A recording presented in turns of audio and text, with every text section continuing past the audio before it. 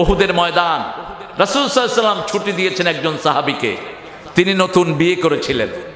তিনাকে বললেন, তুমি জিহাদের ময়দানে যাওয়ার দরকার নাই, তুমি বিবির সাথে সময় কাটাবা।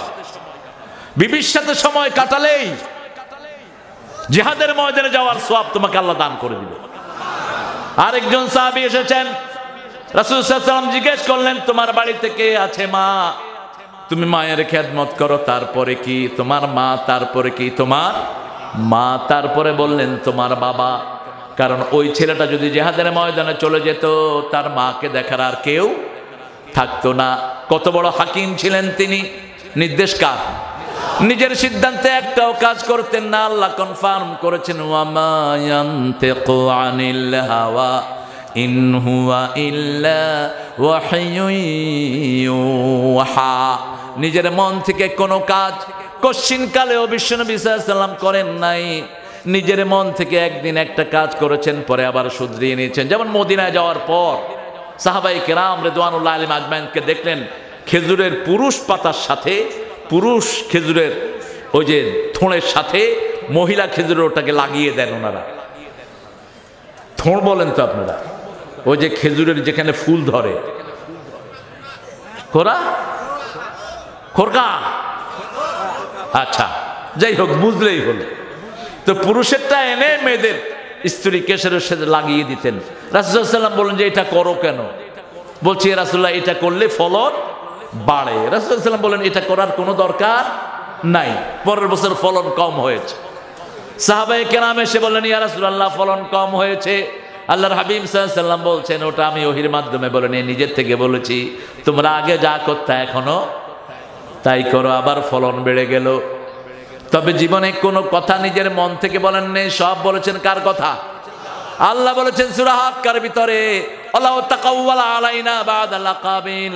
কেউ যদি রাসূল সাল্লাল্লাহু আলাইহি ওয়াসাল্লাম যদি আমার কোনো কথা বানিয়ে নিজের পক্ষ থেকে বলতো, লা খাযনা মিনহু বিল ইয়ামিন সুম্মা লাকাতা'না মিনহুল ওয়াতিন, আমি তার ডান হাত চেপে ধরে কণ্ঠ নামনি আমি আল্লাহ কেটে ফেলে দিতাম। কার কথা? রাসূল সাল্লাল্লাহু আলাইহি ওয়াসাল্লাম ছুটি দিয়েছেন। সাহাবীরা দিন নিজের বিবির সাথে ঘর করছেন। হঠাৎ করে মদিনাতে এক মুনাফিক ঘোষণা করলো, কাদ কুতিলা মুহাম্মদ, মুহাম্মদ আর দুনিয়াতে নাই। রাসূল সাল্লাল্লাহু আলাইহি ওয়াসাল্লাম দুনিয়াতে নাই। যখনই ওই সাহাবীরা দিন কান স্পর্শ করলো, কিসের বিবি, কিসের ঘর? বিবিকে ছুঁড়ে ফেলে দিয়ে দৌড়িয়ে চলে গেলেন বদরের ময়দান, হাতে তলোয়ার। ভিড়ের ভিতরে ঢুকে পড়লেন, অসংখ্য কাফেরকে মেরে নিজেও দুনিয়া থেকে বিদায় হয়ে গেলেন।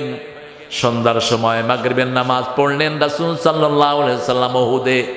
সাহাবায়ে কেরাম রিদওয়ানুল্লাহি আলাইহিম আজমাইনকে বলছেন, যারা যারা শহীদ হয়েছে তাদের লাশগুলোকে একত্রিত করো, আমি জানাজা দেব। কারণ শহীদদেরকে কোনো গোসল দিতে হয় না। শহীদদের রক্ত মাখা শরীর নিয়ে তারা আল্লাহর দরবারে জান্নাতে উঠবে।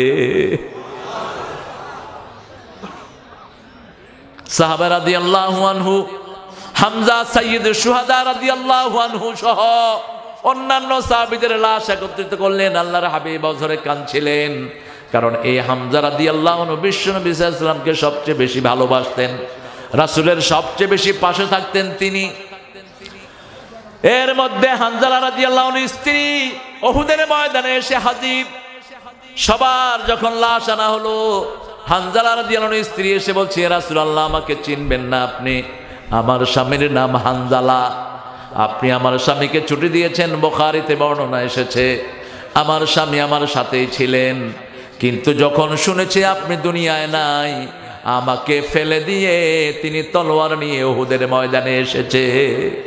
আমি জানি না এখন কি অবস্থায় আছে। আমরা রাসূল সাল্লাল্লাহু আলাইহি ওয়াসাল্লামকে ভালোবাসি, আমাদের সামনে আমার নবীকে গালি দেয়, আমাদের শরীরে একটু তেজ হয় না, একটু আমাদের শরীর নড়ে না। বুঝতে হবে আমাদের মধ্যে ঈমান নাই, ঠিক কি না? এই বাংলাদেশের স্বাধীনতার পর দাউদ হায়দারের মতো বেয়াদব বিশ্বনবী সাল্লাল্লাহু আলাইহি ওয়াসাল্লামকে নিয়ে কথা বলেছেন, তিনি দেশে থাকতে পারেন নাই।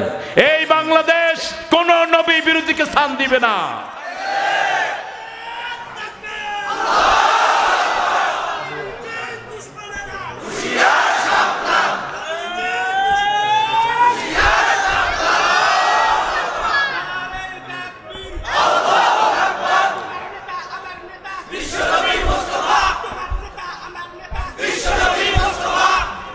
আমরা শুনে খুশি হয়েছি আমাদের বর্তমানে যিনি দেশের প্রধান তিনি বলেছেন আমার নবীর বিরুদ্ধে কেউ কথা বললে জিরো টলারেন্স।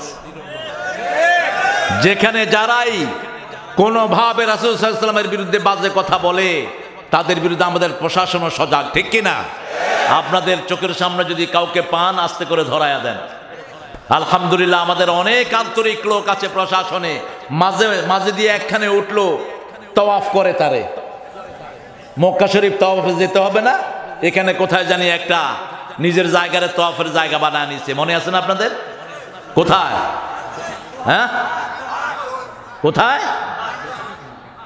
দোহার, ওই যে দোহার ঢাকার পাশে।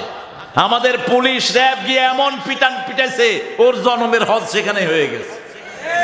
এরকম শয়তান বিভিন্ন জায়গায় ঘাপটি মেরে আছে, ঠিক কিনা? এক কাবা ছাড়া কোথাও যদি কেউ তাওয়াফের জায়গা বানায় তাকে এইভাবে পিটিয়ে শায়েস্তা করতে হবে, ঠিক না বেটে? আপনারা পিটানোর আগে আপনারা আইন শৃঙ্খলা বাহিনীকে খবর দিবেন, তা না হলে আপনারা তো সীমা লঙ্ঘন করবেন। কারণ মানুষের কোনো শৃঙ্খলা নাই। একটা শৃঙ্খলিত বাহিনী যেমন শৃঙ্খলার সাথে কাজ করতে পারে, সাধারণ ছুটাকাটা মানুষ এটা করতে পারে না। সেজন্য যখনই কিছু দেখেন এরকম নিউজ করলে ওরা সর্বপ্রথম প্রায়োরিটি দেয়। যেমন গাইবান্ধাতে এক বেটা চুরি করে মানুষের পয়সা নিত, জিনের বাদশা। রাতে ফোন করতো, হ্যালো আমি জিনের বাদশা বলছি, এরকম করে গলা চিকন করে করে এত টাকা আমার ওখানে দিয়ে যাবে। আলহামদুলিল্লাহ নিউজ করলো এক সাংবাদিক টেলিভিশনে, গোপনে আমাদের পুলিশ এবং র্যাবের দক্ষ সদস্যরা ফোন করেছে। ফোন করে বলছে, বাবা জিনের বাদশা আমাদের তো বিরাট সমস্যা, আমরা আপনার সাথে দেখা করতে চাই। বলে কোথায় দেখা করতে চাও? বলছে অমুক জায়গায় দেখা করব। কত টাকা আনতে হবে? বলছে 20,000 টাকা নিয়ে আসলেই হবে। 20,000 টাকা নিল, সাথে কিছু লাঠিও নিয়ে গেল, সুন্দর সুন্দর লাঠি, বুঝলেন নাই? তো টাকা আল্লাহ জিনের বাদশা চলে আসছে। আয়সা দেখে যে এক বাটপার, কয় আপনি জিনের বাদশা? কয় হ্যাঁ, সন্দেহ আছে নাকি? দিছে পিডা, কয় আমি জিনের বাদশা কিছু না, হুদা কল আছে কিন্তু করে মানুষের পয়সা খেয়েছি। কিসের জিনের বাদশা? জিনটা আপনার পয়সা খাতে আসবে কেন? কোন লোক যদি বলে আমি জিন বশ করেছি, বুঝবেন ওই লোকটা কাফের। কারণ যারা কাফের জিনকে হাতে আনে তারা কোরআন শরীফের সাথে চরম আকারে বেয়াদবি করতে হয়। শুধু বেয়াদবি না, কোরআন শরীফকে বাথরুমের নিচে গাড়ায়। কারণ কোরআনের সাথে যত বড় বেয়াদবি করবে তত বড় কাফের জিন তার হাত হবে। রাসূল সাল্লাল্লাহু আলাইহি ওয়াসাল্লাম বলেছেন কোন জিনের কাছ থেকে কোনো সহযোগিতা নেয় মানুষের জায়েজ না। এই জন্য অনেক তাবিজের মধ্যে ওরা জিনদের নাম লেখে, এই তাবিজগুলো শিরক। তাবিজগুলো কি? শিরক। এগুলো ঝুলাবেন না, ঝুলালে আর ভালো হবেন না। একমাত্র চাইতে হবে কার কাছে? ওই যে কোরআন শরীফে নকশা দেয়া থাকে, বিভিন্ন সূরার নকশা, এই নকশাগুলো বের করেছে ইহুদিরা। এই নকশাগুলোর সাথে ইসলামের কোনো সম্পর্ক। বিসমিল্লাহ শরীফ দিনে আমি বলেছিলাম, বিসমিল্লাহ শরীফের যে 500-778 এটা লিখবেন না, গুনাহ হবে, গুনাহ। কারণ হরে কৃষ্ণ হরে রাম অক্ষর করলে 776 হয়, এই জন্য 786 হয়। এই জন্য হিন্দু ভাইরাও এটা লেখে, মুসলমানরাও এটা লেখে। ওদের তো ওহী নাই, আপনার তো ওহী আছে, ঠিক কিনা? আপনি লেখেন বিসমিল্লাহির রহমানির, কোরআন শরীফের সবচেয়ে বেশি আয়াত 114 বার এসেছে এই আয়াতটি। প্রত্যেক সূরার আগে আছে না নাই? যখনই কোনো কাজ করবেন, কাজ করার আগে বিসমিল্লাহির রহমানির রহিম। আপনি যদি বিসমিল্লাহ শরীফ পড়েন, বিসমিল্লাহর পরে আর কোনো হারাম কাজ আপনি করতে পারবেন? আপনার বিবি কি দিবে না? বিসমিল্লাহ পড়ে কেউ বউকে মারে? কথা বলেন, মারে? কয় বিসমিল্লাহির রহমানির রহিম, বউরে পিটামু। হয় এটা? হয় না কখনো। বিসমিল্লাহির রহমানির রহিম, আমি এখন মদ খাইবো, কোন শয়তান ওটা করবে? করবে না। বিসমিল্লাহ, আমি এখন যৌতুক খামু, মানসি পিটাবে তারে ধরে, ঠিক কিনা? এই জন্য বিসমিল্লাহ পড়লেই আপনাকে পরিশুদ্ধ করে দিবেন কে? রাসূল সাল্লাল্লাহু আলাইহি ওয়াসাল্লাম বললেন, আমার হানজালার লাশ খুঁজে বের করো, কেউ চিনছেন না। একদিকে হাত চলে গেছে, একদিকে পা চলে গেছে, আর একদিকে মাথা। সন্ধ্যার আলো আধারিতে বিবি নিজের স্বামীর হাত পা এগুলো গুছিয়ে আনলেন।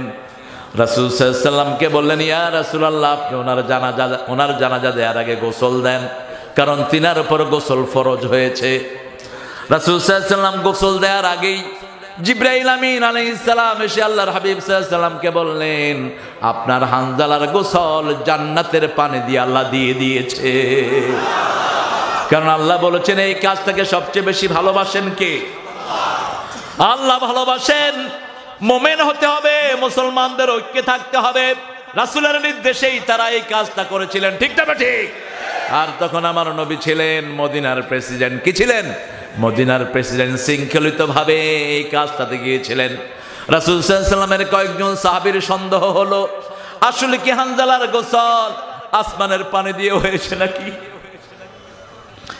তিনারা বলছেন, আমরা হানজালা রাদিয়াল্লাহু আনহু মাথার কাছে গেলাম, মাথার কাছে গিয়ে দেখি মাথা থেকে জান্নাতের খুশবুদার পানি টপ টপ করে উহুদের ময়দানে স্পর্শ করছে। এজন্য যারা আল্লাহর এই কাজটা করবে তারা নিজেরা সবচেয়ে পরিশুদ্ধ হবে, অন্য কারো হক নষ্ট করবে। ইন্নাল্লাহা ইউহিব্বুল্লাযীনা ইউকাতিলুনা ফি সাবিলিহি সাফফান কাআন্নাহুম বুনিয়ানুম মারসুস। দুঃখে পড়ে না ভেঙে যে বীর পুরুষ, বাধার প্রাচীর দেখে হয় না বেহুশ, তেমন মানুষ কই বীর মুজাহিদ। দুর্জয় দুঃখে শোকে তাকে খুঁজি আজ, তাকে খুঁজি আজ, তাকে খুঁজি আজ। আলহামদুলিল্লাহ বলেন। অচিরেই আসবেন মেহেদী আলাইহিস সালাম, ওনার 7 বছরের শেষ বছরে আসবেন ঈসা আলাইহিস সালাম। সুবহানাল্লাহ বলি। কোথায় আছেন তিনি? এখন তিনি আছেন 7 আকাশে। বয়স কত? এই ঈসা আলাইহিস সালামের বয়স কত? হ্যাঁ 33। আলহামদুলিল্লাহ। কত বছর? 33। ওই 33 বছরের যৌবন অবস্থায় উঠেছিলেন আকাশে। কে উঠালেন? আল্লাহ উঠালেন। অলৌকিক নবী আসছেন অলৌকিক ভাবে, আসবেন আবার অলৌকিক ক্ষমতা নিয়ে। রাসূল সাল্লাল্লাহু আলাইহি ওয়াসাল্লাম বলেছেন, যতটুকু তিনি দৃষ্টি দিবেন ততটুকু তিনার নিঃশ্বাস যাবে। আর তিনার নিঃশ্বাসের ভিতরে যারা পড়বে, লবণ পানি পেলে যেরকম গলে যায়, কাফেররা এরকম গলে দুনিয়া থেকে বিদায় নিবে।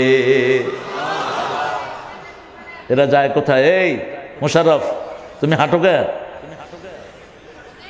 এখন তো আর কোনো সমস্যা নেই। আপনাদের কষ্ট হচ্ছে, কষ্ট বেশি, সোয়াবও বেশি। এই যে দাঁড়িয়ে আছে আমার ভাইয়ারা, ওনাদের সোয়াবও বেশি। আলহামদুলিল্লাহ বলেন। আল্লাহ আমার এই দাঁড়ানো ভাইদেরকে কবুল করুন, সবাইকে কবুল করুন। আপনাদের এত আমিন আসতে বললেন কেন? আরো জোরে আমিন বলেন, আরো জোরে আমিন। সৌদি আরবে গেলে আপনার কি জোরে আমিন বলেন। দেশে আস্তে আস্তে বলতে বলতে তো গলা বসে গেছে। আমি কাবার পাশে দাঁড়ানো এক বুড়া বলতেছে আমিন, আমার কান ফেটে যাওয়ার অবস্থা। আল্লাহ কি বাবা? কি সে আন্নের? আমি না, আমার কিছু হয়নি, আপনি তার কানহারা আলাইতেছে। আন্নার আয় তো এক দেশি। আল্লাহ আপনার বাড়ি কই? কয় নোয়াখালী। আর কই ইয়াল্লাই তো করো ঠেলা ঠেলি নিয়ে। তুমি আমি না তো জোর কই লাগে। দেশে আসতে কইতে কইতে গলা বয়া গেছে। এখন এখান দেখি সবাই চিল্লায়, আমিও চিল্লায় দিলাম। ইসলামটা কত সুন্দর। একই বাগানে যখন অনেকগুলো ফুল ফুটে, বাগানটা সুন্দর না? কথা বলেন না কেন? একই মসজিদে আমরা নামাজ পড়ি, কেউ এখানে বাঁধছেন, কেউ এখানে বাঁধছেন, কেউ নাবির নিচে, আবার কেউ বাঁধেই না। সুন্দর আছে না নাই? কিন্তু যখন ঠেলাঠেলি করবেন তখনই অসুন্দর হবে, ঠিক কিনা? এই হাত বাঁধাটা হলো মোস্তাহাব। হাত বাঁধাটা কি? মোস্তাহাব। যত সহি হবে সোয়াব তত বেশি। কেউ ফার্স্ট ক্লাস, কেউ সেকেন্ড ক্লাস, কেউ থার্ড ক্লাস, কিন্তু জান্নাতে যাবে তাতে কোনো সন্দেহ। মসজিদ হলো বেহেশতের ট্রেন, ঠিক কিনা? এখন একটা ট্রেন আসতেছে ঢাকা থেকে কুড়িগ্রামের উদ্দেশ্যে। আপনি ফার্স্ট ক্লাসে জায়গা পেলেন না। ফার্স্ট ক্লাসে তো স্যারের মতো ভালো ভালো মানুষেরা, আর আমাদের মুক্তিযোদ্ধা সেনাপতি, এরা ভালো ভালো লোকেরা সিট নিয়ে নেয়। এরপরে গেলেন সেকেন্ড ক্লাস, সেকেন্ড ক্লাসের টিকিট নাই, গেলেন কোন ক্লাস? Third class. থার্ড ক্লাসে টিকিট নাই, গেলেন 7 ক্লাস। কোন ক্লাস? 7 ক্লাসে টিকিট নাই, উঠছেন 2 ট্রেনের সিবার ভিত্তে। 2 ট্রেনের সিবা শেষ, কিছু ট্রেনের সামনে এমনি খাড়া রয়েছে। ড্রাইভারে চালাবে, আমরাও চালাবো। এই ট্রেন কোথায় আসবে? কুড়িগ্রাম। যতজন ট্রেনে লেগে আছেন কুড়িগ্রামে আসবে কি আসবে না? যারাই আল্লাহর মসজিদে গিয়েছে কষ্টের পরেও জান্নাতে ঢুকে যাবে। যারাই মসজিদে গিয়েছে তারা আমার ভাই। হয়তো একটু ভুল আমল আছে, তাকে আলিঙ্গন করব, তাকে বুকে জড়িয়ে ধরবো, কারণ আমার কালেমা পড়া ভাই। একটা কালেমা পড়ানো যে কত কঠিন, একটু যদি বিদেশে ঘুরতেন টের পেতেন। একটা ছোট্ট কালেমা পড়ানো যে কত কঠিন। আর আমার বাংলাদেশে এমন হিন্দু পাওয়া যাবে না যে পড়ে নেই লা ইলাহা ইল্লাল্লাহু মুহাম্মাদুর রাসূলুল্লাহ। আমি দেখি না, যে কোনো বিপদ হলেই আমার সব ধর্মের লোকেরা এক হয়ে যায়।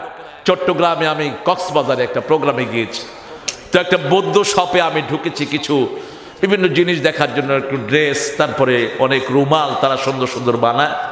হঠাৎ করে রেডিওতে ঘোষণা হলো 7 নম্বর সতর্ক সংকেত। এখন দোকানের যিনি মালিক তিনি আমার কাছে এসে হাত জোড় করে দাঁড়িয়ে আছেন। অনে আর ভগবান, আয় ভগবান মানে আয় তো একটু ভাত খাইলাম, তোকে ভগবানে ভাত খাই বুঝ। যারা তারা ভগবান মানায় বসে থাকে। হ্যাঁ কি করতে হবে? বিরাট তুফান উঠতে অনেক একটু দোয়া করেন। আর ভগবানে কিছু করতে পারতো না। আমরা যেটারে ডাকি সেটা কিছু করতে পারবে না, এখন আপনার তারে ডাকেন। আমি বললাম তোরা কি করবি? কয় আমরাও আল্লাহরে ডাকুম। ডাক, তোরা আগে ডাক আল্লাহু আল্লাহু আল্লাহু। না এটা না, লা ইলাহা সুবহানাল্লাহ আলহামদুলিল্লাহ লা ইলাহা ইল্লাল্লাহু মুহাম্মাদুর রাসূলুল্লাহ সাল্লাল্লাহু। এজন্য আল্লাহ জাল্লা শাআনহু বলেন আল্লাহর রাস্তায় থাকতে হবে। কার রাস্তায়? আল্লাহর রাস্তায়। ব্যবসা করবেন আল্লাহর রাস্তায়। সুদের রাস্তায় যারা ব্যবসা করে ওরা শয়তানের রাস্তায় থাকে।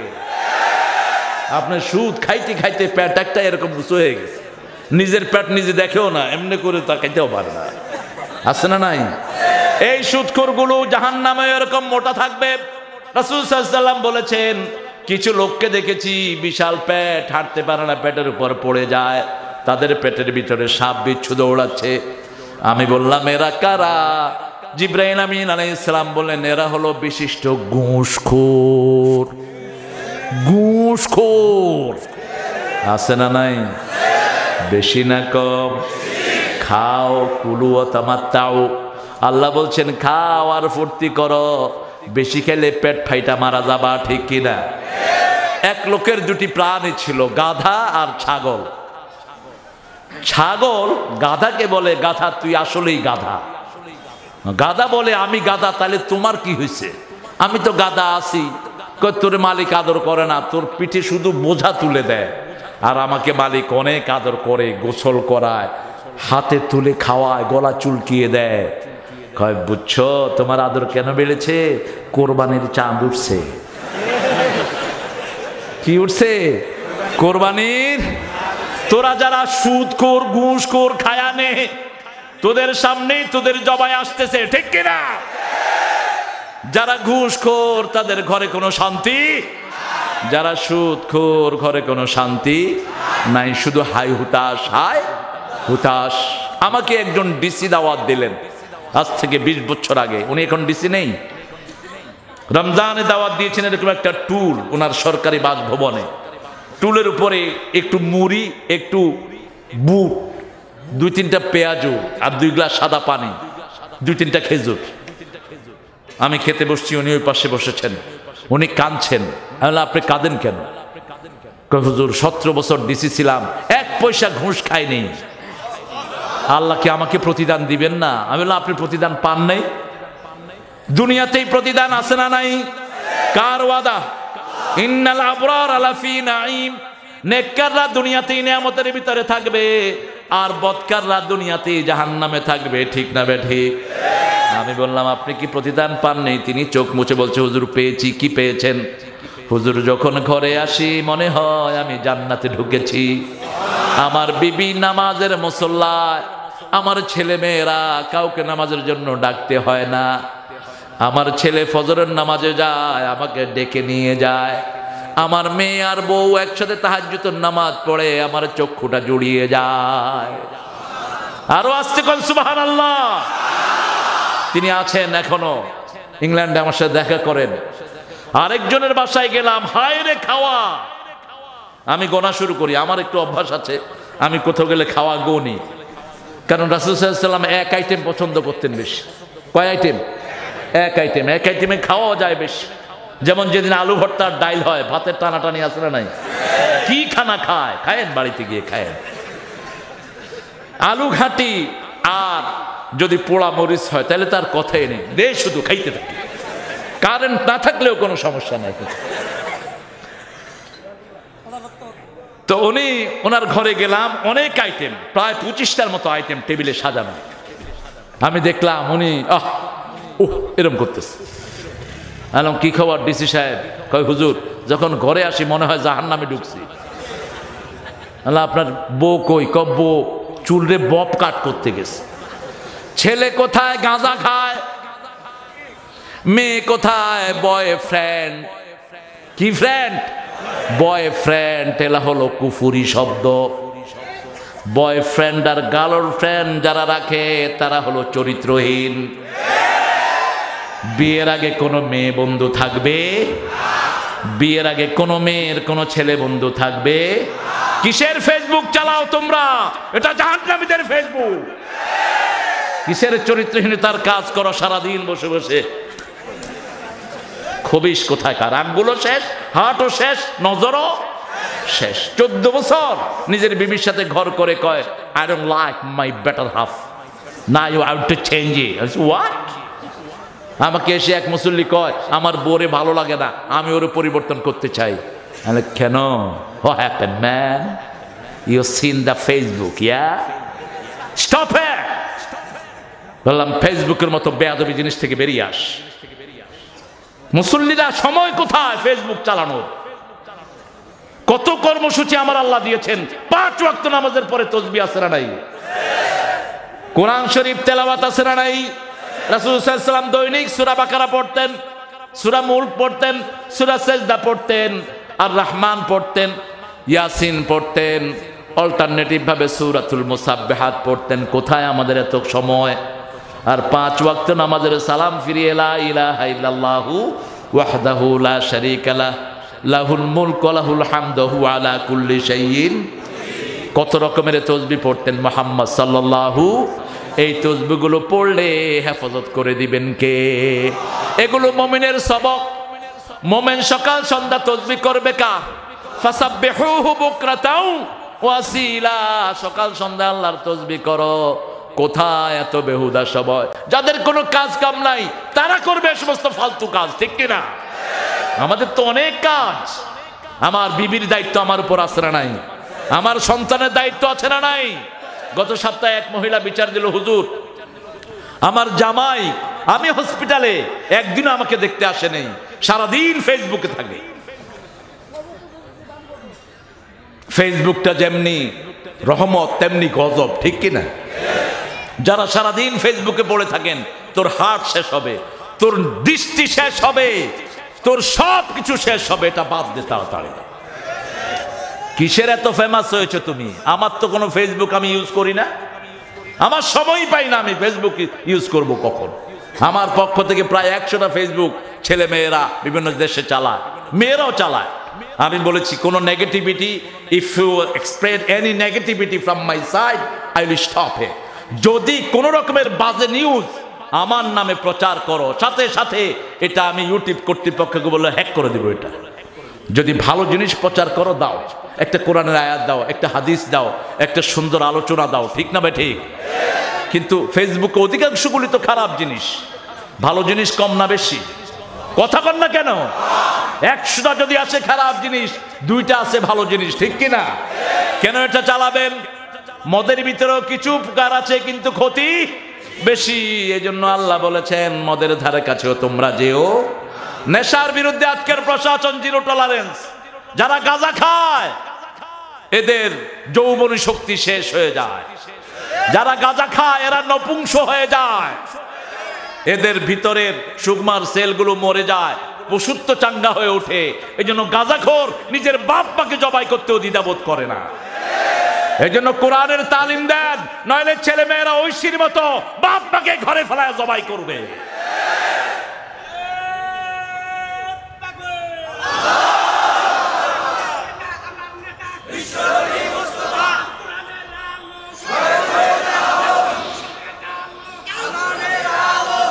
না, তোমার আওয়াজ নাই, এদেরও আওয়াজ নাই। একটু বলেন তো আল্লাহু আকবার। ও, আওয়াজ আছে তো, আলহামদুলিল্লাহ। মোমেন সব সময় সজাগ থাকে। মোমেনের উপোস যত বেশি শক্তি তত, রোজা রাখবেন যত বেশি শক্তি তত বেশি। রোজা রেখে বদরের ময়দানে বিজয় লাভ করেছেন মুহাম্মদ সাল্লাল্লাহু। আমার আল্লাহ বলছেন আমওয়ালাহুম ওয়া আনফুসাহুম ও আনফুসাহুম আমওয়ালাহুম, তোমাদের নফস আগে। অন্য জায়গায় বলেছেন মাল, কিন্তু এখানে বলেছেন নফস। যেমন সূরা সফের ভিতরে বলেছেন হাল আদুল্লুকুম আলা তিজারাতিন তুজিকুম মিন আযাবিন আলীম তুমিনুনা বিল্লাহি ওয়া রাসূলিহি ওয়া তুজাহিদুনা ফি সাবিলিল্লাহি বিআমওয়ালিকুম ওয়া আনফুসিকুম যালিকুম খায়রুল লাকুম ইন কুনতুম তা'লামুন। কার কথা? ইয়া আইয়ুহাল্লাযীনা আমানু, হে মুমিনেরা, তোমাদেরকে একটা ব্যবসার সন্ধান দিব নাকি, যে ব্যবসা করলে জাহান্নামের আগুন আমি নিভাইয়া দেব। সেই ব্যবসার পুঁজি হলো দুইটি। কয়টি? আল্লাহর উপর ঈমান আনবা, রাসূলের উপর ঈমান আনবা, এক। দুই নম্বর জিহাদ করবা কার জন্য? আল্লাহ, ফি সাবিলিল্লাহ। আল্লাহ বলে দিলেন ফি সাবিলিল্লাহ, ফি সাবিলিন নফস না, নিজের মাল কামাই না, নিজের স্বার্থ উদ্ধার না, আল্লাহর রাস্তায় করতে হবে। ঠিক কিনা? আল্লাহ যেটা করতে বলেছেন সেটাই করতে হবে। আল্লাহ বলেছেন অন্যের জানমাল নষ্ট করা যাবে না, জানমাল নষ্ট করা যাবে না। এমন কি রাসূল সাল্লাল্লাহু আলাইহি ওয়াসাল্লাম বলেছেন, কেউ যখন যুদ্ধের ময়দানে বিজয় লাভ করবে, সেই এলাকার কোন বৃদ্ধের গায়ে হাত দিতে পারবে না, কোন মেয়েকে মারতে পারবে না, কোন ছেলেকে মারতে পারবে। কেউ যদি নিরাপত্তা চায় তাকে নিরাপত্তা দিতে হবে, কেউ যদি আশ্রয় চায় তাকে আশ্রয় দিতে হবে। শুধু যারা একান্ত দুশ্মন তাদের ব্যাপারে ফয়সালা নিতে হবে, বাকি সবাইকে মাফ করে দিতে হবে। রাস্তা ভাঙা যাবে না, বাড়িঘর ভাঙা যাবে না, ক্ষেতের ফসল নষ্ট করা যাবে। কি সুন্দর আমার ইসলাম! বন্দি যে সমস্ত মেয়ে, তাদেরকেও সেনাপতির হুকুম ছাড়া কোনো ব্যবহার করা যাবে, সব শৃঙ্খলিতভাবে করতে হবে। এই জন্য মুসলমান যত জায়গায় বিজয় লাভ করেছে, কোনো দেশের কোনো ক্ষতি হয়নি। এই ভারত 750 বছর মুসলমান রাজ্য শাসন করেছে। ঠিক কিনা? ভারতের যত স্মৃতি সব মুসলমানদের স্মৃতি। ভারতের স্মৃতির সাথে হিন্দু ভাইদের কোনো সম্পর্ক নাই। ভারতের বাবরি মসজিদ কার স্মৃতি? মুসলমানদের স্মৃতি। ভারতের কুতুব মিনার কার স্মৃতি? মুসলমানদের স্মৃতি। ভারতের তাজমহল কার স্মৃতি? তাজমহল বানাতে অনেক পয়সা তিনি অপচয় করেছেন, কিন্তু তাজমহল দিয়ে যা পয়সা ভারত কামাই করেছে, এরকম 1000 তাজমহল করলেও ওই পয়সা আরো থেকে যাবে। ঠিক কিনা? তো সব তো মুসলমানের স্মৃতি। এই মুসলমান যদি সন্ত্রাসী হতো, কোন ধর্মের লোক থাকতো না। কিন্তু যেখানে মুসলমান আছে, অন্য ধর্মেরও স্বাধীনতা সেখানে আছে। কারণ আমার নবী সাল্লাল্লাহু আলাইহি সাল্লাম বলেছেন, তোমার প্রতিবেশী হলো তোমার জন্য আমানত। প্রতিবেশী কি? আমানত। প্রতিবেশী যদি না খেয়ে থাকে, আমি যদি নামাজ পড়ি পেট পুরে খেয়ে আমি মুমিন হতে পারবো? এজন্য আল্লাহ বলছেন, আমি তোমাদের মালটা আগে চাই। সব জায়গায় জিহাদের জন্য মাল চেয়েছেন, কিন্তু এখানে নফস চেয়েছেন। কারণ আল্লাহ আগে কিনবেন নিজেরটা, নিজেরটা কিনবেন। আপনার শরীর, এটার মালিক কে? কথা কন না কেন? আপনার হাতের মালিক কে? পরের জায়গা পরের জমিন। কি মুখস্থ করছে সবাই? পরের জায়গা পরের জমিনে ঘর বানায় আমি রই, আমি তো সেই ঘরের মালিক নই। সুবহানাল্লাহ। আমার হাতের মালিক তো আমি না, এই নখের মালিক কে? নখ উঠে গেলে কার কাছে বলি? এই দাঁতের মালিক কে? দাঁত আসেও দেরিতে, চলেও যায় আগে। ঠিক কিনা? আর জিহ্বা শুরু থেকেই আছে। আমি বলি জিহ্বা হলো ইসলাম, আর দাঁতগুলো হলো কাফের। জিহ্বা সব সময় দাঁতকে আদর করে। ঠিক কিনা? দাঁতের ভিতরে ময়লা ঢুকলে পরিষ্কার করে কে? জিহ্বা। কিন্তু দাঁত সুযোগ পেলে জিহ্বারে কি করে? কি করে? কামড় দেয়। ঠিক কাফেররা হলো এরকম। আমরা মুসলমানরা সারা দুনিয়ার মানুষের জন্য দোয়া করি, কিন্তু ওরা সুযোগ পেলেই আমাদেরকে কচুকাটা করে।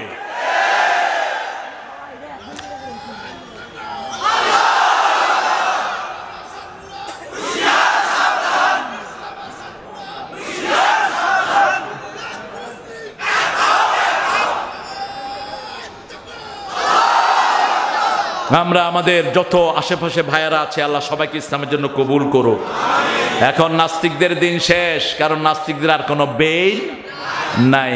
নাস্তিকরা তো মিথ্যুক, ওরা নিজের সাথে নিজেরা মিথ্যা কথা বলে, ঠিক কিনা? আমি এক নাস্তিকের সাথে যাচ্ছিলাম ইটালি থেকে ইংল্যান্ডে, তো আমার পাশেই বসেছে, খুব সুন্দর দেখতে। তা আপনার পাশে যদি কেউ 1 ঘন্টার জন্য বসে তার সাথে কথা বলেন, মুসলমান সব সময় দাওয়াতি মুডে থাকে, আপনি তাকে কালেমাটা বুঝিয়ে দেন, লা ইলাহা মুহাম্মাদুর। আমি তাকে বললাম যে ইউ লুক ভেরি গুড, তোমাকে অনেক সুন্দর লাগছে। ও কথা কয় না, hey man you look very good, তোমাকে অনেক সুন্দর লাগছে। তারপরেও ঠেলাঠেলি জোরে গুতা দিচ্ছে। Oh you talking with me, তুমি কি আমার সাথে কথা বলো? না, I am talking with angel, you know, ফেরেশতার সাথে কথা বলছি। বললাম ফাজলামি করস বেটা, তুই ছাড়া এখানে আছে কে? আচ্ছা yeah I am looking very good, you know. আপনি কাউকে প্রশংসা করবেন আগে, যখন তাকে দাওয়াত দিতে চান কি করবেন? প্রশংসা করবেন। যদি কোন যে এই মিয়া তোমার দুর্গন্ধ, তোমার একেবারে তোর গায়ে দুর্গন্ধ, একটা বানায় নিবে, ঠিক কিনা? আপনি যদি তার দোষ ধরেন সেও আপনার দোষ ধরবে, আপনি যদি তার প্রশংসা করেন সেও আপনার প্রশংসা করবে। এর জন্য কোরআন শুরু হয়েছে কি দিয়া? প্রশংসা দিয়া। আলহামদুলিল্লাহ রাব্বিল, সব প্রশংসার মালিককে। আল্লাহ শিখিয়ে দিচ্ছেন, গোলাম কাউকে যখন আমার রাস্তায় ডাকবা তার প্রশংসা করো। যেমন রাসূল সাল্লাল্লাহু আলাইহি ওয়াসাল্লাম মক্কায় হাঁটছেন, হঠাৎ করে দেখে এক কমেডিয়ান বুঝেন তো, মানুষকে বিভিন্নভাবে কপি করে, সে কে কেমনে হাঁটে, কেমনে কথা বলে। তো একজন এরকম রাসূল সাল্লাল্লাহু আলাইহি ওয়াসাল্লামকে কপি করছেন, যে রাসূল সাল্লাল্লাহু আলাইহি ওয়াসাল্লাম এভাবে হাঁটে, এইভাবে কথা বলে, তারপরে এইভাবে হাসে। আল্লাহর হাবিব মুখে কাপড় দিয়ে চুপ করে দেখছিলেন। তো অনেকক্ষণ দেখার পরে রাসূল সাল্লাল্লাহু আলাইহি ওয়াসাল্লাম বললেন, তুমি তো সবই বললা, কিন্তু মুহাম্মদ যেটা বলে সেটা বললা না কেন? যেটা বলে সেটা বলো। লোকটা লজ্জা পেয়ে গেলেন, লজ্জা পেয়ে গিয়ে বলছেন, ইয়া রাসূলুল্লাহ আপনি দেখছেন আমি জানি না। আল্লাহর হাবিব সাল্লাল্লাহু আলাইহি ওয়াসাল্লাম বলছেন, তুমি যে আমাকে দেখিয়েছো খুব সুন্দর লেগেছে, তবে আমি যেটা বলি সেটাও তুমি বলো, লা ইলাহা ইল্লাল্লাহু মুহাম্মাদুর রাসূলুল্লাহ সাল্লাল্লাহু। লোকটা এটা পড়ে মুসলমান হয়ে গেলেন। আল্লাহর হাবিব সাল্লাল্লাহু আলাইহি ওয়াসাল্লাম তার মাথা বুলিয়ে দিলেন, মাথা হাতায়া দিলেন। পরবর্তী পর্যায়ে ইতিহাসের বইতে আসে তিনি আর চুল কাটেন নেই। লোকেরা জিজ্ঞেস করতো চুল কাটো না কেন? তিনি বলতেন, আল্লাহর কাছে গিয়ে বলবো, আল্লাহ এই চুলের উপর রাহমাতাল লিল আলামিন হাত দিয়েছেন, সেই জন্য কাটি না, এই বরকতে আমারে মাফ করে দেয়।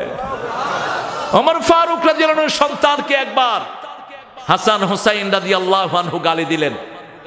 ছোট বাচ্চারা খেলাধুলা করলে গালি আসে না নাই? গালি কি খুব বেশি হলে বলছেন যে তুমি, বলছে হে ওমর, ওমরের ছেলেদেরকে বলছে তুমি হলা আমার নানার গোলামের পোলা। কি বললো? নানার গোলামের ছেলে। ওমর কাছে বিচার দিলেন, আব্বা হুসাইন রাদিয়াল্লাহু আনহু বলছে আপনি নাকি তাদের নানার গোলাম। বলছে তাই নাকি? হ। বলছে আমারে বলছে চলো যাই। নিজের ছেলে আব্দুল্লাহ ইবনে ওমরকে হাতে করে নিয়ে গেলেন আলী রাদিয়াল্লাহু আনহুর বাড়িতে। গিয়ে বলছে, কোথায় হুসাইন, বেরিয়ে আসো। তুমি নাকি বলছো আমি তোমার নানার গোলাম, আমি তোমার নানার গোলামি করেছি, তুমি নাকি বলেছো, তুমি বেরিয়ে আসো। বেরিয়ে আসার পরে বলছে, তুমি এই কাগজের মধ্যে এটা একটু লিখে দাও, এটা আমি যখন কবরে যাব আমার কবরে দিয়ে দিও। জান্নাতের ইমাম আমাকে সার্টিফিকেট দিয়েছেন। আল্লাহু আকবার। হাসান হুসাইন দুইজন জান্নাতের ইমাম। কোথাকার ইমাম? দুইজন জান্নাতের ইমাম। বিশ্বনবী সাল্লাল্লাহু আলাইহি ওয়াসাল্লাম বলতেন রাইহানাতুল জান্নাহ, এই দুইজন হলেন জান্নাতের ফুল। সাইয়্যিদা শাবাবে আহলিল জান্নাহ, দুইজনই জান্নাতের যুবকদের সরদার। মানুষের নিয়ত কত বিশুদ্ধ থাকে, কোন দিকে মানুষ নিয়ে যায়। আমার হাতে প্রথম ইংল্যান্ডে যে মহিলাটা কালেমা পড়লেন, মহিলার বয়স ছিল 53 বছর। তিনি আমাকে বলতেন যে আপনি আমাকে এমন নামে ডাকবেন যে নামটা রাসূল সাল্লাল্লাহু আলাইহি ওয়াসাল্লাম খুব বেশি ডেকেছেন। আমি বলতাম আপনার নাম হলো আয়েশা, আইশ ডাকতাম। তো তিনি আমাকে বললেন could you call me mom? তিনি আমাকে বললেন যে তুমি কি আমাকে মা ডাকতে পারো? I don't know, I have the mother. Why should I call you mom? আমি তোমাকে মা ডাকবো কেন? If you call me mom, in the day of resurrection, I will tell the Almighty, this Imam, he called me mom. For this reason, oh Allah, forgive me. মহিলা বলছে তুমি যদি আমাকে মা ডাকো, আমি আল্লাহর কাছে গিয়ে বলবো আল্লাহ একজন ইমাম আমাকে মা ডেকেছে, এই উসিলা আমারে মাফ করে দে। মহিলাটা এত বরকতময় ছিল, মারা যাওয়ার পরে ইংল্যান্ড আমেরিকাতে যদি কোনো গার্জিয়ান ছাড়া কেউ মারা যায় তাকে নিয়ে পুড়ে ফেলা হয় তাকে। কারেন্টের এরকম প্লাগ আছে, দিলেই 3 থেকে 10 সেকেন্ডের মধ্যে একদম পুরো ছাই হয়ে যায়। মহিলার 2টা ছেলে, একটা মেয়ে, সবাই কানাডা প্রবাস। মহিলা যখন মারা গেলেন কেউ ছিল না, মহিলাকে নিয়ে এরকম ইলেকট্রিক শকে দিছে, একটা পশমও পড়া যায় না, যতবার দেয় সার্কিট অফ হয়ে যায়। পুলিশেরা বলছে সামথিং মেরিকুলাস রিলেটেড, ওই ধার কোন অলৌকিক শক্তি এই মহিলার সাথে জড়িয়ে আছে, চলো তার বাসায় যাই। আমি তাকে একটা কোরআন দিয়েছিলাম, ওই কোরআনের ভিতরে একটা ছোট্ট কাগজ তিনি লিখেছিলেন I became Muslim if I die bury me Islamically. আমি মুসলমান হয়েছি, আমি মারা গেলে ইসলামী তরিকায় আমারে মাটি দিও। পুলিশ সারা ঘর তছনছ করে দেখে, একটা রুমের ভিতরে বাতি জ্বালানো, একটা রেলের উপর কোরআন রাখা, কোরআনের ভিতরে একটা ছোট্ট কাগজ বের করে দেখে এই লেখা। পরে মুসলমান মসজিদে খবর দেয়, ওরা আসলো, জানাজা পড়ালো, মুসলমানদের তরিকায় তাকে কবরে রাখলো। আজ ভি হো ইব্রাহিম কা ঈমান পয়দা, আগে কর সকতি এক আন্দাজে গুলিস্তা পয়দা। আজ যদি হয় কারো মাঝে ইব্রাহিম আলাইহিস সালামের ঈমান বিদ্যমান, আগুন হয়ে যায় খুবসুরত এক গুলিস্তান। ইব্রাহিম আলাইহিস সালামের ঈমান যদি আজও থাকে, আগুন তাকে স্পর্শ করবে।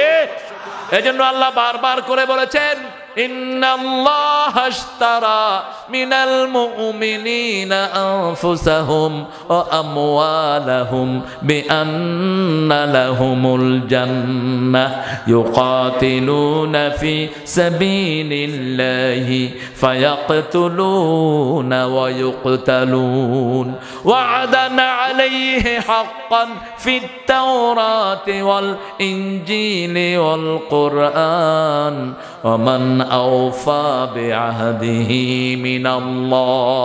যারা আল্লাহর সাথে ওয়াদা পূর্ণ করবে, কে বলছেন? আল্লাহর সাথে যারা ওয়াদা পূরণ করবে। আপনি যখন আল্লাহর কাছে বিক্রি করে দিলেন, এখন আপনার নিজের উপর, আপনার মালের উপর আপনার কোনো ইখতিয়ার। আল্লাহ যেভাবে খরচ করতে বলেছেন সেইভাবে খরচ করতে হবে, ঠিক না ঠিক? আল্লাহ যেইভাবে এটাকে ইউজ করতে বলেছেন সেইভাবে ইউজ করতে হবে। আল্লাহ বলেছেন ফজরের আযান দিলে মসজিদে চলে যাও, আযান যেখানেই শুনবা দাঁড়িয়ে যাও। আমরা 5 ওয়াক্ত নামাজ ছাড়বো না, রাজি আছেন? আচ্ছা 5 ওয়াক্ত নামাজ ছাড়া কি মুমিন হওয়া যায়? কি বলেন? অনেক পীর সাহেবরা তো নামাজ না পড়লেও মোটামুটি কি আছে না, যে পীরেরা বলে নামাজ লাগবে না, ওটা পীর না, ওটা শয়তান।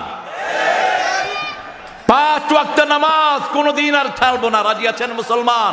একটু হাত তুলে আল্লাহকে দেখান, বলেন হে আল্লাহ, আপনার নামে শপথ করছি জীবনে আর কোনোদিন ফরজ নামাজ, ফরজ রোজা, ফরজ পর্দা, ফরজ কোরআন মানা ছেড়ে দেব না। আমিন ইয়া রাব্বাল আলামিন। হাতগুলো নামায়। আল্লাহ বলছেন ফাস্তাবশিরু বিবাইআকুমুল্লাযী বায়াতুম বিহি। যারা আল্লাহর সাথেই বেচা বিক্রি করবা, বায়াত মানে হলো বেচা বিক্রি। বায়াত কারা নিবে? বায়াত নিবে তারা যারা আপনার জানমালের নিরাপত্তা দেওয়ার ক্ষমতা রাখে। যেমন রাসূল সাল্লাল্লাহু আলাইহি ওয়াসাল্লাম বায়াত নিয়েছেন, ঠিক না বেঠিক? কথা বলেন না কেন? যখন সাহাবীদের উপর আক্রমণ হয়েছে রাদিয়াল্লাহু আনহু, বিশ্বনবী সেটার প্রতিবাদ করেছেন, ঠিক না বেঠিক? আক্রমণ এসেছে, রাসূল সাল্লাল্লাহু আলাইহি ওয়াসাল্লাম ইয়েমেনের প্রেসিডেন্টের কাছে একজন দূত পাঠালেন। চিঠির ভাষা ছিল মিন মুহাম্মদ সাল্লাল্লাহু ইলা সুলতান ইয়েমেন আসলিম তাসলিম, ইসলাম গ্রহণ করো, শান্তিতে থাকবা। সুবহানাল্লাহ। ইয়েমেনের প্রেসিডেন্ট সুমামা তিনি চিঠি ছিঁড়ে ফেললেন, ছিঁড়ে ফেলে যেই দূত গিয়েছেন তাকে বলল যেখানে পাও হত্যা করো। তিনি মদিনায় লোক পাঠালেন রাসূল সাল্লাল্লাহু আলাইহি ওয়াসাল্লামকে মারার জন্য। নাউজুবিল্লাহ বলেন। কত বড় বেয়াদব, চিন্তা করেন। এরকম বেয়াদব এখনো আছে না নাই? রাসূল সাল্লাল্লাহু আলাইহি ওয়াসাল্লাম যখন শুনলেন ওনার দূতকে অপমানিত করেছে আর মদিনাতে সে গুপ্তচর পাঠিয়েছে রাসূল সাল্লাল্লাহু আলাইহি ওয়াসাল্লামকে শহীদ করার জন্য। রাসূল সাল্লাল্লাহু আলাইহি ওয়াসাল্লাম কখনো একা থাকতেন না, যখনই বের হতেন চারপাশে সাহাবায়ে কেরাম থাকতেন। সুবহানাল্লাহ। বসলে চারপাশে সাহাবায়ে কেরাম, ওজুর সময় ওজুর পানি পড়ার আগে সবাই পানিগুলো নিয়ে নিজের মুখে হাতে মুছে দিতেন। একা পেল না, যাওয়ার সময় 4-5 জন সাহাবীকে শহীদ করে যায়। রাসূল সাল্লাল্লাহু আলাইহি ওয়াসাল্লাম বললেন সুমামাকে জীবিত মৃত যেখানেই পাও ধরে নিয়ে আসো। একজন মুসলমানের দাম সারা দুনিয়ার কাফেরের চেয়ে আল্লাহর কাছে অনেক। ঘোষণা হয়ে গেল। সুমামা চিন্তা করলেন অন্তত রাসূল সাল্লাল্লাহু আলাইহি ওয়াসাল্লামকে মারতে পারা নাই, কিছু মুসলমান তো মারা গেছে। আনন্দ করার জন্য মক্কা শরীফে যাবেন তিনি। মক্কা শরীফের রাস্তা হলো মদিনার উপর দিয়ে। সাহাবায়ে কেরাম রাতের বেলা মদিনা পাহারা দেয়। যখনই সুমামা গভীর রাতে মদিনায় ঢুকেছে আস্তে করে অ্যারেস্ট করে মসজিদে নববীতে নিয়ে আসা হয়েছে। সিস্টেমটা ছিল আসামিদেরকে এনে মসজিদে নববীর পিলারের সাথে বেঁধে রাখা হতো। সকালবেলায় ফয়সালা দিতেন মুহাম্মদ সাল্লাল্লাহু। রাসূল সাল্লাল্লাহু আলাইহি ওয়াসাল্লাম সকালে দেখে সুমামা। একজন প্রেসিডেন্টকে পোশাক দেখলে চেনা যায় কি যায় না? কথা বলেন না কেন? চেনা যায়। রাসূল সাল্লাল্লাহু আলাইহি ওয়াসাল্লাম বলেন এ তো সুমামা, এ তো ইয়েমেনের প্রেসিডেন্ট, তার হাতের বান খুলে দাও, তার পায়ের বান খুলে দাও। রাসূল সাল্লাল্লাহু আলাইহি ওয়াসাল্লাম বললেন এ প্রেসিডেন্ট, এ ভেগে যাওয়ার কোনো মানুষ নয়। সুমামা নামাজের পরে রাসূল সাল্লাল্লাহু আলাইহি ওয়াসাল্লাম বললেন সুমামা তুমি আমার কাছে কি ব্যবহার আশা করো? সুমামা কাঁদা শুরু করেছেন। সুমামা বলছে কোন হত্যাকারীর সাথে এত সুন্দর কথা, যাদের আত্মীয় স্বজন হত্যা হয়েছে তারা বলেছে আমার জানা নেই, আপনি নিশ্চয়ই আল্লাহর নবী। রাসূল সাল্লাল্লাহু আলাইহি ওয়াসাল্লাম চিন্তা করলেন একা সুমামা মারা গেলে তিনি মারা যাবেন, আর যদি সুমামা কালেমা পড়ে সারা ইয়েমেনবাসী পড়বে লা ইলাহা লা ইলাহা ইল্লাল্লাহু। অনেক মহিলা আসছে। রাসূল সাল্লাল্লাহু আলাইহি ওয়াসাল্লাম সুমামাকে দেখলেন, সুমামা নামাজ পড়ছেন। সুমামা দেখছেন লোকেরা নামাজ পড়ছে। 2 দিন পরে বলল ইয়া রাসূলুল্লাহ ওরা যেই কাজটা করে আমিও সেটা করতে চাই। আল্লাহর হাবিব বললেন সেটা করার আগে তোমাকে পড়তে হবে লা ইলাহা ইল্লাল্লাহু মুহাম্মাদুর রাসূলুল্লাহ। সুমামা মুসলমান হলেন, মক্কায় গেলেন, জোরে জোরে পড়ছে লা ইলাহা। লোকেরা মারা শুরু করলো। মক্কার কাফেররা চিনলো এ তো সুমামা। বলছে আমি সুমামা, আমাকে মেরেছো, আমার ইয়েমেনে যাবা, কোনো খাবার সেখান থেকে আনতে দেব না। ইসলাম কত উদার, কত সুন্দর করে আল্লাহর হাবিব শিক্ষা দিয়েছেন। এই বেচা বিক্রি যে করবে আল্লাহ বলছেন সে দুনিয়াতেও সফল আখিরাতেও সফল। আপনি ঘরে নামাজ পড়বেন আপনার বিবিকে সাথে নিয়ে, ফরজগুলো পড়েন মসজিদে, সুন্নত নফল সব ঘরে পড়েন। রাসূল সাল্লাল্লাহু আলাইহি ওয়াসাল্লামের প্রথম জামাতের মুসল্লি হলেন খাদিজাতুল কুবরা রাদিয়াল্লাহু, আর আরেক পাশে হলেন আলী রাদিয়াল্লাহু আনহু। বিবির জন্য আল্লাহর কাছে হাত তুলে দোয়া করেন নাম ধরে। রাসূল সাল্লাল্লাহু আলাইহি ওয়াসাল্লাম নিজের বিবি খাদিজার জন্য নাম ধরে আল্লাহর কাছে দোয়া করতেন। বিবিকে সুন্দর নামে ডাকেন, নিজে আগে খাওয়ার আগে বিবির মুখে খাবার দেন। সুন্নাহ কি কথা কন না কেন? কয় হুজুর কোনোদিন তো দেয়নি, আজকে খাওয়া দিলে তো দৌড় মারবে উঠে। আপনি তো সালামও দেন না বিবিকে। আমার এক মুসল্লি আমি প্রায় বলে থাকি, আমার সামনে সে ফোন করেছে, ফোন করে বলছে এই তোর ফোন ধরতে দেরি হয় কেন, তোর বাপে বিল দেয়। এই আটলান্টিক সিটিতে তিনি আমার মুসল্লি, আমি পিছনে বসা, তিনি খেয়াল করেন না। আপনি কি আপনার বোর বাবা? নাউজুবিল্লাহ হুজুর আপনি শুনছেন? যে একটু আগে কইলেন কি উল্টায় ফেলছেন বিল দিয়া। কি বিল দিয়েছেন? বিল তো দিবেন দেখেই আপনি বিয়ে করেছেন, সব খরচ তুমি দিবা। খরচ না দিতে পারলে তুমি বিয়ে করা জায়েজ নাই। বুখারী হাদিস, রোজা রেখে তোমার যৌবনকে হেফাজত করো, সব খরচ তোমাকে দিতে হবে। বিবি যদি 1 পয়সাও না আমাকে কামাই করে বিবি গুনাহগার হবে না। আমাদের দেশে বহু বেয়াদব স্বামী আছে, নিজেরা বসে বসে খায়, বিবিরে দিয়ে কাম করায়, ঠিক না? তো তুই বিয়ে করলি কেন? আমি বললাম ফোন দেন, ফোন দিয়ে জোরে সালাম দেন বিবিকে, লাউড স্পিকার দেন। তিনি ফোন করে বিবিকে সালাম দিছে। বিবি সালাম না নিয়ে কয় সালাম দাও কেন, কি করবা? কত বেয়াদব দেখে। কয় না আজকে শিখছি, হুজুরে সালাম দিতে কইছে। কয় জীবনে দেও নাই, আজকে ঢং করো। আমি পাশের থেকে বললাম ভাবি আমি তারিক মনোয়ার, আমাকে সালাম দিলেন তিনি। আমি বললাম ভাবি কি খবর? কয় জীবনেও হুজুর আমার গালিগালাজ ছাড়া কথা কয় না। মেয়েদেরকে গালিগালাজ দেয়া হারাম কে বলেছেন? লা তাসুবুল বানাত ইন্নী আবুল বানাত। ও আমার উম্মতেরা, কখনো মায়ের জাতিকে গালি দিও না, মেয়েদেরকে গালি দিও না।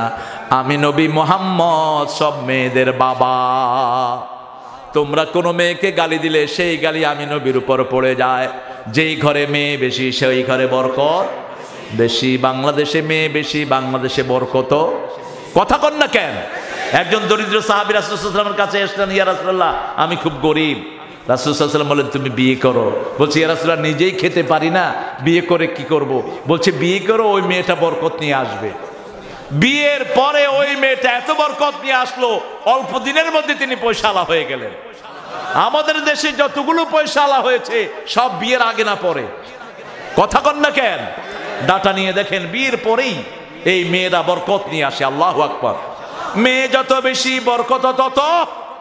বগুড়ায় এক মাহফিলে গেলাম, ঘরটা এত সুন্দর, বেড়ার ঘর, কিন্তু প্রত্যেক টেবিলে বেলি ফুল সাজানো। আমি ঢুকেই আমার ভালো লেগেছে খুব। আমি বললাম নিশ্চয়ই ঘরে মেয়ে বেশি, কারণ মেয়ে বেশি হলে ঘরটা গোছানো থাকে, আর ছেলে বেশি হলে উল্টা পাল্টা। ছেলেরা জাঙ্গা খুলে একদিকে মারে, জুতা আরেক দিকে মারে, ঠিক কিনা? প্যান্টটা আরেক দিকে, এত অগোছালো।